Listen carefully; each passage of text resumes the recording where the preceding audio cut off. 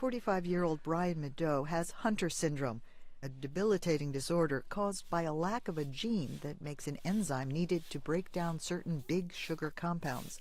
The sugars can build up in the body like a toxic waste. There's no cure, but last November, Nadeau became the first person to participate in a groundbreaking gene editing study to try to permanently change his DNA and cure him. When they administered the infusion, I was very nervous, a little bit scared. Through an IV, Nadeau received many copies of a corrective gene and a gene editing tool to help put it in a precise spot in his DNA.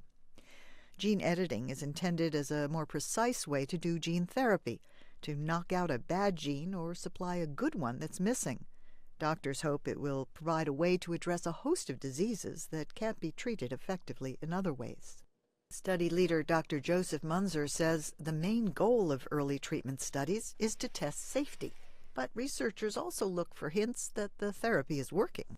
Right now, it's still very early in the clinical trial, to be too positive, but at the same time, I'm still very encouraged by what we've seen to date. Nadeau and another patient were given a low dose and saw no change in the level of harmful sugars, but sugars declined by as much as 51% in two other patients who were given a medium dose after 4 months. But it does suggest the possibility of making enzymes, so only with time if we see the sustained reduction, will be more significant. And I'm hoping that the gene therapy will halt the progression of Hunter syndrome that I have, and that it'll help the younger people.